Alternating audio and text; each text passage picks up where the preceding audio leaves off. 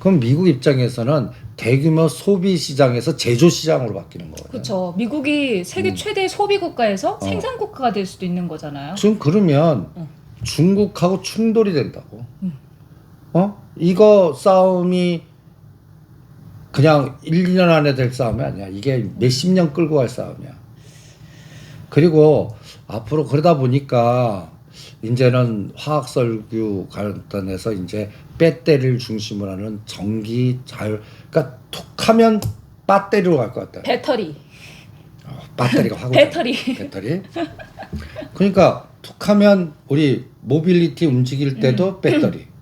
간단히 얘기해서 우리 핸드폰이 요만한 움직이는 지니아, 지금은 KT도 지니아 하면 이상한 인간 말로 하잖아요. 요만한 기계가. 얘가 이제 움직여. 잘하면 공중에 붕 떠서 같이 와. 좋은데? 내가 여기다 딱 자력해서 그러면 이런 걸 때 그의 원동력이 뭐야? 배터리죠, 결국은. 다 배터리. 이런 세상. 그러니까 배터리. 그럼 배터리 관련주 LG화학. 그러니까 그 LG화학이 LG에너지 솔루션 이렇게 분할됐는데 네. 이제는 그거가 한 게임은 컸어. 그거는. 그다음이 그래서 모빌리티, 사물 인터넷. IoT. 그러니까 LG전자를 왜 선택했냐? 걔네들이 이제는 서빙용 로봇, 서빙용 로봇. 가전제품 이렇게 해갖고 이제 이제 가정제품이 서빙용 이렇게 딱 보면 야, 우리 음식해서 이렇게 딱 옆에 내가 해서 이렇게 딱 계란 후라이에서 거기다 딱 놔. 거기 선발에 갖다 놔. 그럼 얘가 딱 가서 쭉 걔가 선발에 갖다. 그 LG 클로이 말씀하시는 것 같아요. 그런 거. IFC인가 현대백화점인가 거기 가도 이제 돌아다니고 그런 것들이 가구가나 모양이 이쁘게 해서 편리하게 다양하게 만들어지거든요. 그러니까 특정한 곳에서 영업용으로 사용하는 게 아니라 또 일상으로 파급될 거다. 왜냐면 지금 시장 자체가 전체적으로 로봇화, 디지털화 되어 있는 산업군이 만들어지고 있고 그게 우리 일상까지 확산이 될 거고 그 속에는 배터리에 관련된 부분이 있다. 근데 배터리는 이미 많이 상승을 했으니 그 뒤에 이제 현실적으로 우리 아까 건설주 단계적으로 밟아나갔던 것처럼 그쪽에서 조금 투자 아이디어를 찾아보자. 여기도 그러니까 거죠? 여기도 그래서 LG전자는 가전제품의 모빌리티. 그다음에 현대차나 기아도 모빌리티. 모빌리티가 기계와 통할 수 있는 사물용 인터넷이야. 움직이려고 하면 뭐 해야 돼? 센서. 바퀴가 있어야 돼. 그런 거보다 사람 말을 들어서 동력화시켜서 할 수 있는 통신과 이게 IoT거든. 네네. 통신망. 그다음에 말을 알아들어. 그리고 그걸 해석해서 움직여 실행을 해. 그럼 뭔가 로봇팟이 있든지 뭐 여기서 쭉 내밀어 주든지 이런 그 동작 관련된 여러 가지의 시뮬레이션이 다 들어가야 돼. 거기에 대표가 보스턴 다이내믹스. 얘는 사람같이 굴르잖아. 그 보스턴 다이나믹스 현대차가 인수하기 전과 후를 비교해 놓은 광고가 있어요. 그래? 네, 전에는 광고를 보면은 보스턴 다이나믹스 그 로봇계랑 그 사람 그게 그냥 막 이렇게 막 달리기 하고 뭐 그런 것만 있었다면 이제 막 춤을 춰요, 노래에 맞춰서. 그러니까 조금 사람들이 이질적으로 느끼는 거를 감성 터치를 이용을 해서 조금 더 익숙하게 만들려고 하는 작업이 진행 중이다라고 하더라고요. 그 선생님께서 아까 말씀하실 때 제가 좀 생각이 났는데 실제로 미국에서 좀 위험한 그런 작업들 있잖아요. 그건 사람이 안 들어가고 그 로봇계가 다 들어가서 체크를 하고 사람은 그냥 그거 영상 보내주는 것만 체크를 한다고 해요. 그렇지. 그래서 인력이 많이 필요하지 않고 안전하게 작업을 할 수 있다라면서 현실적으로 지금 그런 부분들이 진행이 해 나가고 있는 거죠. 그러니까 로봇계는 여러 가지 쓸 수 있어. 우리 에어용. 그다음에 요 앞에 총 달면 로봇 전투견. 그다음에 여기에서 그 뭔가 이렇게 딱 해갖고 하면 불난데 이렇게 해서 화재 진압 이런 건 정말 필요하겠다. 그 다음에 또 이렇게 해서 지뢰 제거. 다양하게 쓸 수가 있어요. 그럼 선생님 우리가 지금 그 미국이나 이런 데서 지금 탈세계화 작업의 핵심은 사실상 로봇화, 디지털화라고 볼 수 있는 거잖아요. 그 다음에 제조. 제조로 다시 서비스에서 제조. 서비스에서 제조업으로. 그게 성장이야. 그럼 이 제조업에서는 어떤 부분인가요? 로봇은 다 얘기했으니까. 그러니까 제조업에서는 다 그 제조 로봇으로 만드는 제조? 아니지. 제품 만든 또 자동차도 있고 선박도 있고 이거가 이제 사람에서 다 로봇화, 산업화 이렇게 되는 거지. 나는 진정한 메타버스가 그거 같아. 메타버스가 게임같이 뭐 이렇게 해서 핸드폰에 가상 이거보다 우리가 느껴야 돼. 진짜 최종은 여기다 칩이 들어오든지 여기에 손에 뚫려놓고 띵 돌리면 이게 갑자기 가상세계에 들어가서 진짜 대화도 하고 뭐 아니면 구글 글래스 딱 껴주는 순간에 허벌판이 갑자기 이런 거 할 수 있는 게 애플이 할 수 있고 구글이 할 수 있고 우리 현대차가 할 수 있고 KT가 할 수 있고 이게 진정한 메타버스의 그 에너지거든. 그냥 게임해가 가상화가 나와서 뭐 이런 거들 이게 뭐야 메타버스야. 그럼 선생님 우리 탈색의 큰 그림을 그렸잖아요. 그거 이제 좀 좁혀가지고 하반기까지 우리가 좀 집중해 볼 수 있는 그런 내용으로 조금 더 모아보면 좋을 것 같아요. 그게 그러니까 건설 기계 그것부터. 지금 우리가 다 얘기했던 게 사실 앞편에서 얘기했던 게 이런 부분들을 베이스로 해서 생각을 하고 지금 초기 단계인 건설 기계 전략 설비. 가장 거기에 키가 뭐야? 돈이 먼저 꽂혀야 되잖아. 그럼 돈 있는 게 그룹들이 가든지 정부가 발주를 주든지 여기서 나오지. 아직 그 외에는 나올 데가 없어. 그럼 거기에 연결된 종목들만 샘플링해서 투자하는 게 우선순위인 것 같고 그 다음에 이제 우리나라가 이제 지수 가려면 우리나라의 유동성장이 돼야 돼. 그쪽 거는 갖다 얘기해서 이머징에서 선진국으로 가든지. 네. 그럼 돈이 그 선진국 지수 인덱스 기본 편입이 어마어마하게 들어오는 거. 아니면 또 뭐가 있겠어? 가장 중요한 게. 뭐가 있죠? 선진국 말고 가장 중요한 거. 그게 뭐가 있어요, 선생님? 말씀해 주세요. 그거 왜 없어? 없어요? 와. 근데 선진국 지수 편입이 될까요, 선생님? 그거는 몰라. 나는 시도는 하는 것 같은데. 그래도 뭐 조건들이 있을 거 아니에요? 아니면 이머징 저거에 대해 그레이트 로테이션. 이렇게 돈이 이렇게 원화가 강세되면서 이제 미국 먹을 거 없어. 이제 아시아밖에 없어. 일로 들어. 이거는 또 미국 채권 팔고 달러가 약세되고 원화 강세되면서 일로 들어와야 되는데 지금 이 탈세계화가 막는 것 같아. 투자에서도. 근데 선생님 제 생각은 그래요. 이게 큰 흐름에서 탈세계화가 선생님 단기간에 정리가 될 것 같지 않다라고 말씀하셨잖아요. 근데 올해 어쨌든 11월에 미국의 중간선거가 있고 시진핑도 세 번째 연임에 성공을 하려면 미국하고 중국 모두 한시적으로는 좀 화해 제스처를 취해야만 할 것 같아요. 인플레이션도 좀 잡아야 될 것 같고 그럼 뭔가 하반기 이제 11월까지는 뭔가 미국하고 중국 사이에서 이제 인플레이션도 잡고 뭔가 그렇게 좀 경제가 조금 반등을 할 만한 그런 움직임이 나오지 않을까요? 그러면 바이든이 그 관세 그거 좀 해주는지 보자고. 그리고 중국이 우리나라 안 때리나 보자고. 일단 자존심은 상했으니까 살짝 때릴 것 같긴 해요. 그러니까 제 생각에.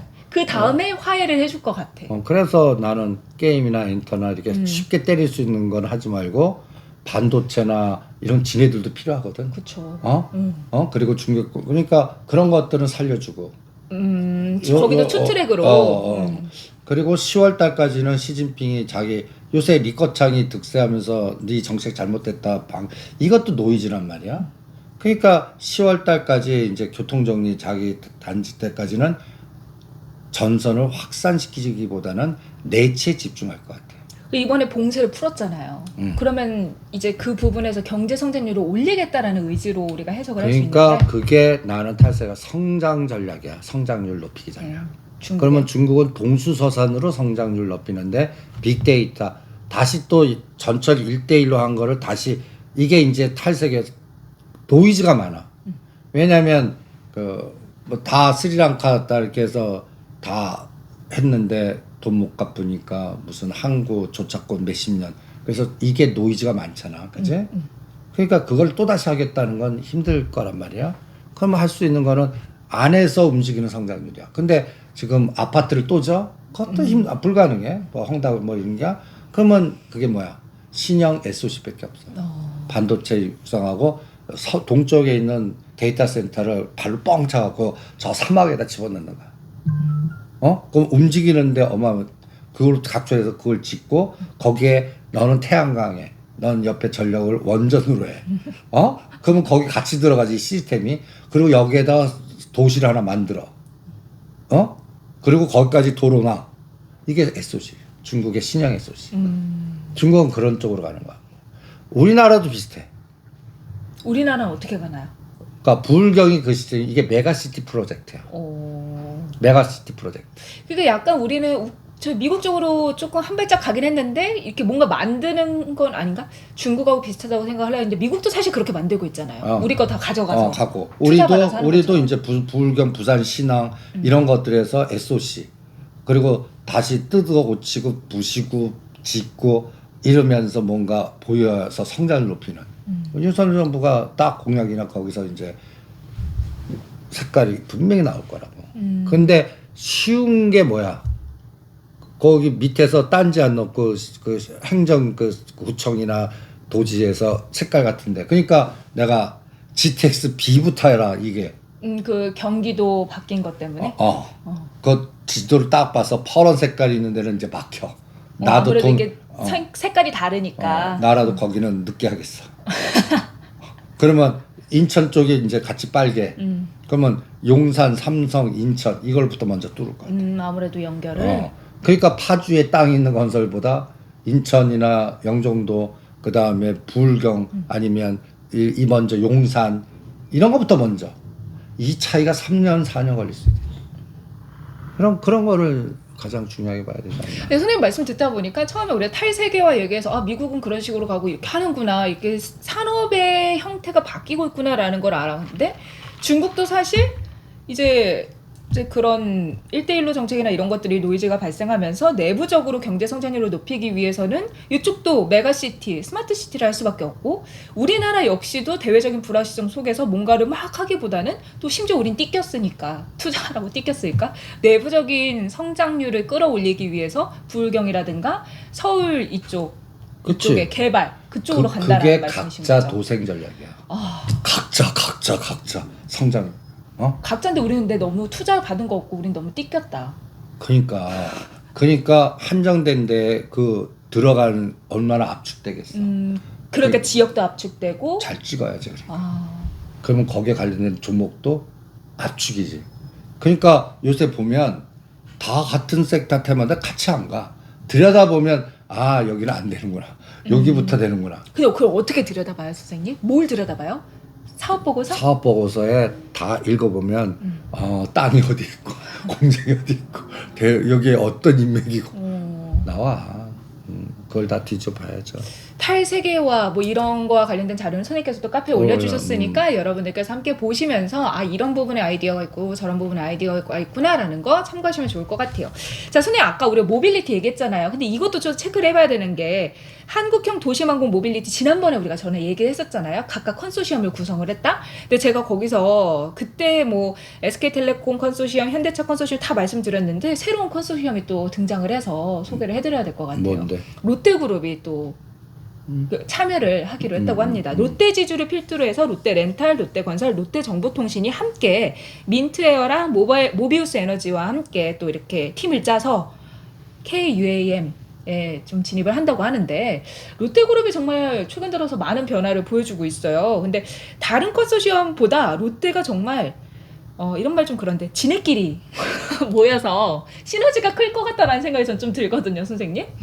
아예 UAM 이렇게 뜨는 그거는 롯데 렌탈에서 빌려가지고 할 거고 롯데 건설이 만들 거고 정보통신에서 IoT 할 거고 이렇게 그럼 강하게 그렇지 하고 있습니다. 다 그래. 현대차 그룹도 지네들 다 연결해서. 여기 좀 좀 섞였잖아요. KT도 섞이고 뭐 다른 데도 섞이고.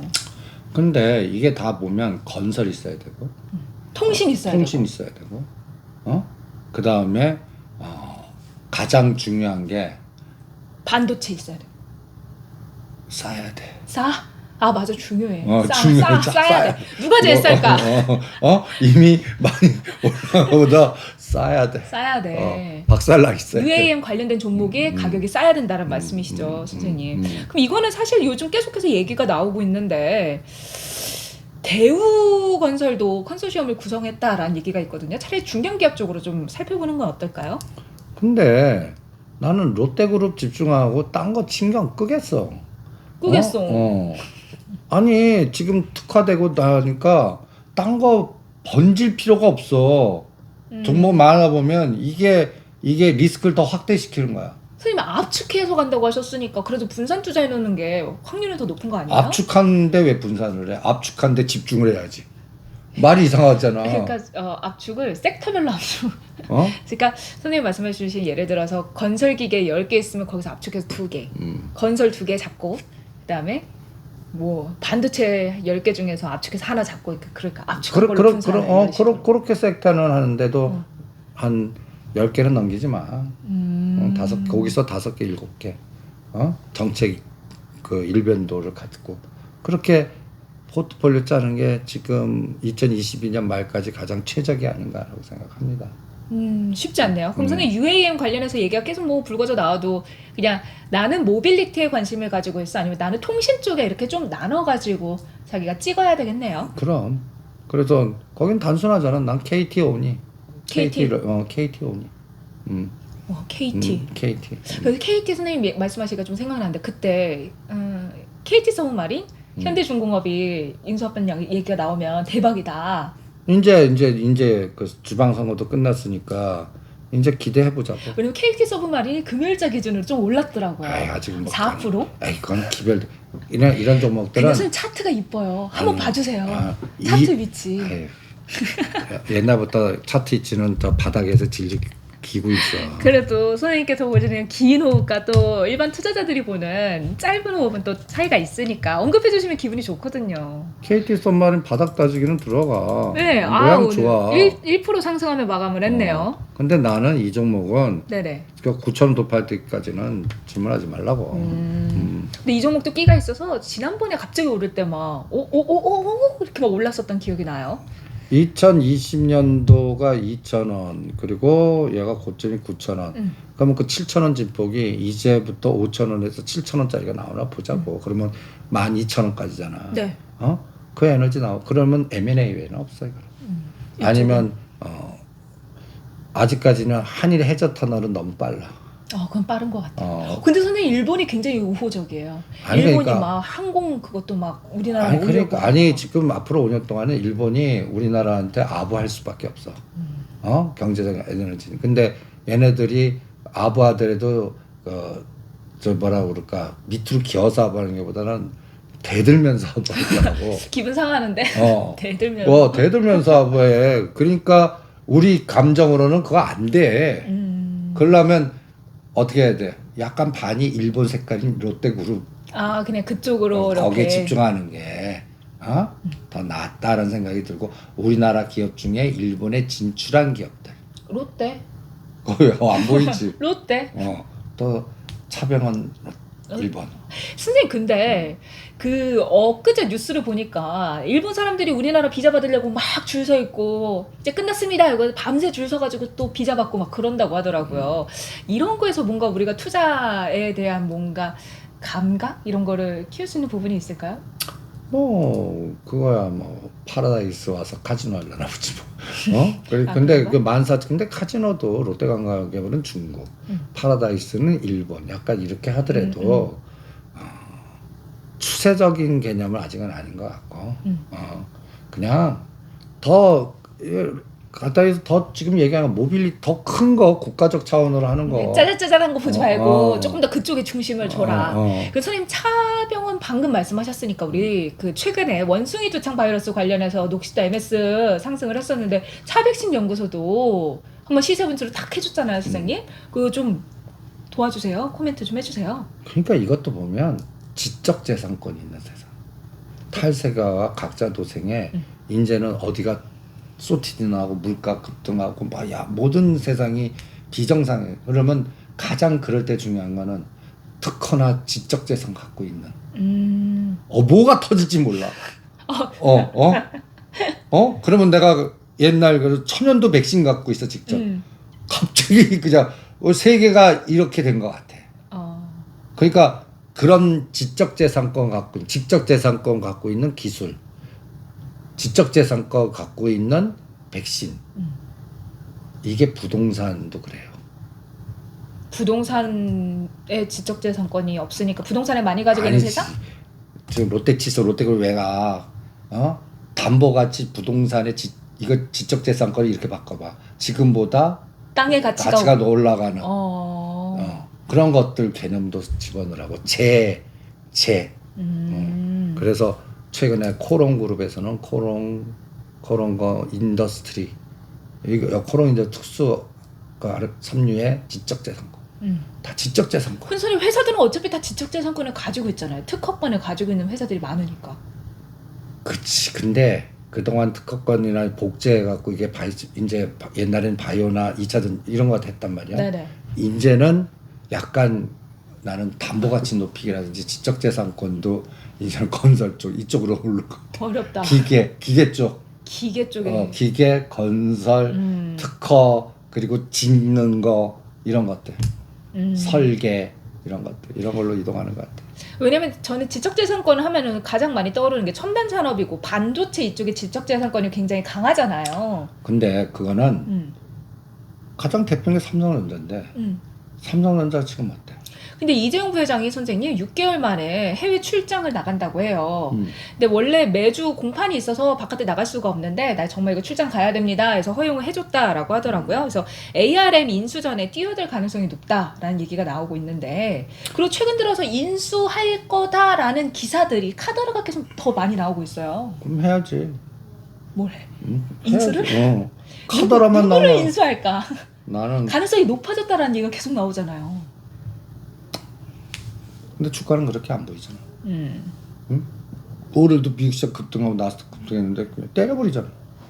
그러니까 결국은 삼성전자에서 확실하게 투자에 대한 이야기가 나오기 전까지는 카더라만으로 상승하기는 어렵다. 그러니까 삼성전자 움직이려면 EM에서 선지국으로 가든지, 네. 인텔이든 뭐든 하나 인수하든지. 삼성이 인텔을?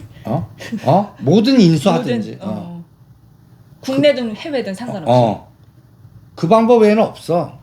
지금은 가까이에서 삼성전자는 가까이에서 파생 옵션 시장 희생양. 모멘텀이 없으니까. 아니 모멘텀 없는 게 아니라 미국 시장 오르면 야 신나다 빌려다 때려. 그리고 변동성만 만들어. 그 짓 하고 있는 종목인데 뭘. 그 인식이 그러려고 그러면 어떻게 해야 돼? 하루에 1,000만 주씩 외국 매수가 들어와야 돼.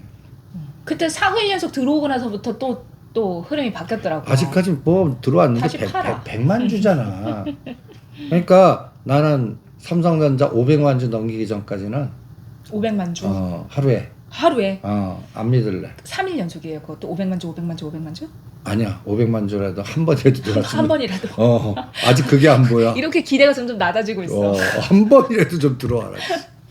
알겠습니다. 최근에 ARM이라는 회사에 대한 인수 얘기가 나오고 있어요. SK랑 퀄컴이 함께 또 인수를 할 거다라는 얘기가 있었는데 삼성이 인텔과 컨소시엄을 구성할 가능성이 높다라는 부분도 제기가 되고 있다고 해요. ARM은 최대 주주가 일본의 소프트뱅크인데요. 2020년에 엔비디아가 인수 계획을 발표를 한 적이 있었는데 주요국의 반독점 심사 때문에 좀 무산이 됐다고 해요. 그래서 이번에 반독점 심사를 통과하기 위해서 인텔과 함께 컨소시엄을 해서 미국 기업의 느낌으로 함께 들어가지 않을까라는 기대감도 있으니까 체크를 해주시면 좋을 것 같고요. 선생님 지적재산권 말씀하셨으니까 셀트리온 삼형제 금요일장 기준으로 좀 움직이면서 바이오가 다시 갈까 뭐 이런 안 해. 인정 카카오, 33 네이버, 셀트리온 삼형제 금년 내내 하지 마. 왜요? 셀트리온 이제 빠질 만큼 빠졌잖아요. 트레이딩 종목이야. 트레이딩. 카카오도 7만 원에 사서 9만 원까지는 가능해. 근데 그거 하느니 지금 말한 진짜 할 게 너무 많아. 굳이 손탄 하지 말자. 그리고 이런 것들은 연봉이나 월봉으로 좀 봐. 뭐 바이오요? 맞서 말씀하신 셀트리온, 네이버, 카카오? 그러면 아직도 더 연봉으로 보면 아직도 높은 게 너무 많고 그 다음에 나는 이제 검찰 칼날이 이제부터 시작인데. 그 선생님 두산그룹 하지 말라고 하신 거잖아요. 그와 비슷하지. 아무리 좀 그쪽에 각광을 받아도. 지금 이제 7월부터 검찰 칼날이 들어갈 것 같거든. 그러면 들어오면 어느 쪽이 좀 피해를 받을까요? 전 정부에서 제일 혜택 받고 높은 기업. 그냥 치사하게 보자고. 치사하게. 그러면 거기부터 먼저 건들 것 같아. 그러면 명단도 대충 알아. 어디예요? 두산그룹. 그러니까 그 또 대장동 연결된 거, 성남 FC 연결된 거. 그러니까 정치적으로 튀죠. 그러니까 정치적으로 가장 크게 그러니까 네이버 카카오도 거기에 포함시키자고. 그리고 바이오가 다야. 바이오가 다예요? 지적재산권 말씀하셔서 그럼 바이오주는 어떻게 보시는지 또 한 번 더 여쭤보려고 했는데 바이오도 다 피해야 돼요? 검찰 칼이 더 세. 그리고 한탕 다 해먹었어. 그쵸. 그러니까 그리고 이제 돈이 비싸지는 세상이야. 돈이 모여지질 않아. 투자를 하는 때 더 적자가 난다는.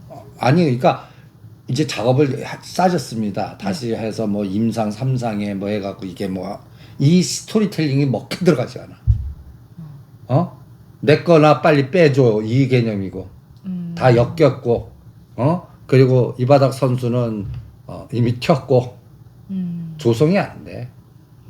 그러니까 오히려 새로운 정부 정책에 수소 인프라라든 건설 이런 쪽 여기서 새로 찾는 게 나아. 그쪽은 조합이 형성이 돼. 근데 이쪽은 안 돼. 그러니까 임상해서 그러니까 이제 그런 과거에 그리고 이제 법도 바뀔 거야. 기술 특례 조항도. 그래 적자 기업 이제는 매출달 안 나오면 칼같이 뭔가 좀 잘못하면 매출달 안 나오고 그동안 버텼던 게 기술 특례 조항 바뀌고 매출하면 이거 보면 상장 실질검사 바로 들어가는데 내년도. 그리고 또 거기에 또 인맥들 들여다보면 또 옛날 저 인사들하고 말 탄 것들 많잖아. 다 제거해. 제거해. 그러면 그래서 금년 말 정도까지는 관찰하자고. 좀 할 게 많은데. 그러니까 굳이 손탄 종목에서 우리가 찾지 말자고 지금 그쪽에 종목을 보유하고 계신 분들은 뭐 난 이쪽으로 빠져서 이쪽으로. 그러니까 바이오 갖고 있는 코오롱 인더스트리 나왔고 우리 건설 기계가 나왔고 건자재가 나왔고 수소 인프라가 나왔고 앞으로 2년 3년은 거기서 싸우자고. 마치 2018년대 BBIG에서 이렇게 그때 2021년까지 난리쳤던 종목은 다 피하고 그 경고해 줬잖아. Follow the man. 말도 안 되지만 벌써 그 징후들이 나오잖아. 그리고 아직까지 검찰 조사는 시작도 안 했어. 그런데 그 장수들이 이제 다 임명이 되셨잖아. 그러면 첫 성과를 뭘 할지 아직도 정해지도 않았어. 7월부터 나올 것 같아. 코인부터 건들지, 라임, 옵티머스, 디스커버리, 뭐 너무너무 많아. 그러니까 어느 거 건들지 모르겠어. 그 부분을 계속 들여다볼 것 같아. 그러니까 이제 피할 것과 찾아야 되는 것들, 중심을 둬야 되는 것들을 딱 이렇게 여러분들께서 그래서 정리를 하시면서 전번 시간에 많이 빠진 게 오르는데 오를 때 털고 나와야 될 거야. 오를 때 더 집중할 거. 이게 요 부분이야. 뭐 바이오, 검찰 조사, 뭐 이런 노이즈 있는 거 하지 마. 정부 정책에서 뭔가 특혜 받은 거 하지 마. 그리고 새롭게 전 정부에서 박살난 거. 롯데그룹, 코오롱그룹, 차병그룹 이런 것도 집중하자고. 건설 건자재 지금 건설 기계 막 치고 나가잖아. 이런 것들. 그리고 미국 파이프라인이라는 소부장 중에 저기 장비주 갖다 대는 거.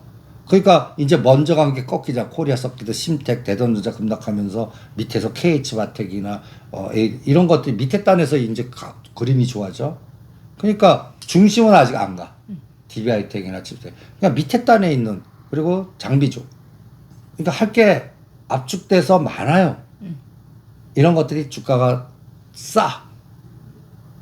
그런 것들 하자고. 네, 알겠습니다. 자, 선생님 그럼 마지막으로 이제 다음 주 우리가 체크해봐야 되는 이슈 포인트 짚어주세요. 6월 7일부터죠. 6월 7일부터는 화요일이니까. 만기일 있죠. 그 다음에 선직주 들어가나. 그러니까 큰 변화 그런 만기 주 로로 이벤트. 그게 주 이벤트. 그거를 체크해보자. 그래서 6월물이 이제 9월물로 가는지 그걸 체크를 해봐야 되고. 다 당연히 그 롤오버 그 포지션을. 롤오버가 어느 정도 되는지 되는지. 청산하고 가는지 그것만 좀 보자. 알겠습니다. 여러분 월요일이 좀 쉬는 날이다 보니까 다음 주는 거래할 수 있는 날이 화수목금 4거래일밖에 없어요. 그래서 시장에서 우리가 지금 방향은 어딜 향해서 가고 있는지 함께 체크하시면서 보시면 좋을 것 같고요. 오늘 이 시간에 우리가 탈세계화에 대해서 또 큰 그림을 좀 그려보는 시간을 가졌던 것 같아요. 관련 자료들 손님께서 올려주시니까 참고하시면서 보시면 좋을 것 같습니다. 자, 오늘 저희가 준비한 내용 여기까지고요. 저희는 다음 시간에 뵐게요. 여러분 안녕.